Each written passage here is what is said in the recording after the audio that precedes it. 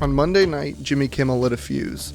On his show, he blamed what he called MAGA gang for twisting the facts about the Charlie Kirk shooter, painting him as anything but a conservative, effectively shifting the blame away from liberals and leftists. But Kimmel argues the shooter is just one of them. Now, on September 10th, Kimmel did post his condolences the same day Charlie Kirk was killed, but that was quickly overshadowed by the controversy his comments kicked up on the 15th. The MAGA gang desperately trying to characterize this kid who murdered Charlie Kirk as anything other than one of them and doing everything they can to score political points from it. By the very next morning, things escalated.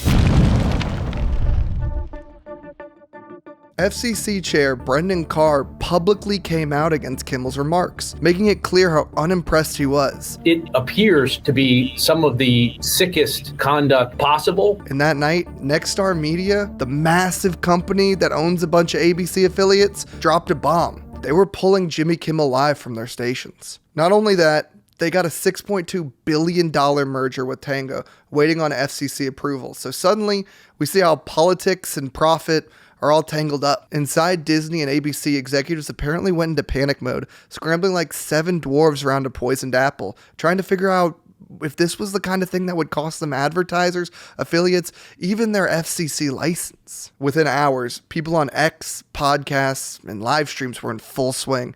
Everyone with a microphone and a voice suddenly had a take. They're building China, and they don't want you to notice. And it wasn't just Nexstar. Sinclair, another gigantic group of affiliates, said they weren't just pulling the show. They wanted repentance. They demanded a public apology from Kimmel, a substantial donation to Turning Point USA, and even a formal media training. In other words, within 24 hours, Jimmy Kimmel went from being ABC's mainstay late-night host to Cousin Greg, wandering Disney's theme park, wondering what just happened.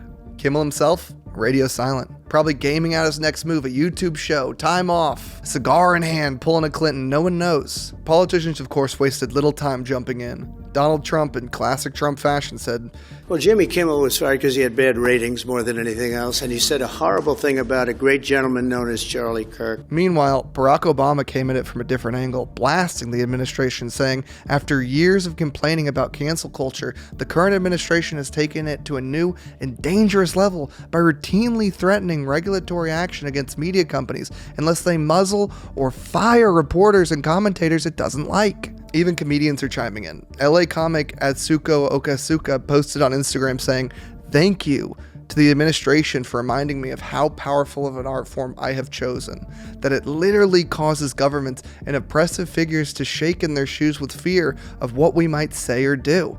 Support the arts. It's in danger." And let's be real, we maybe should have seen this coming. Remember when CBS canceled The Late Show with Stephen Colbert and Twitter blew up saying Trump was behind it?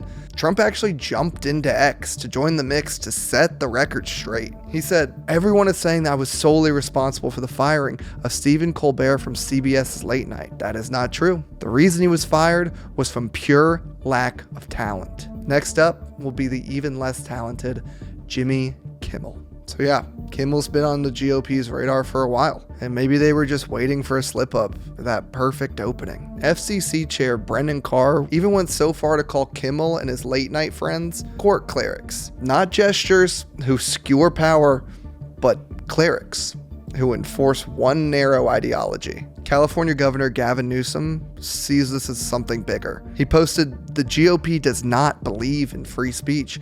They are censoring you in real time." And that's where we're at. In less than 2 days, Jimmy Kimmel went from tossing a hot take at MAGA to facing his biggest career crisis in his life, with politics, corporations, and late-night comedy colliding in the messiest way possible. Join the podcast conversation by downloading Rabid.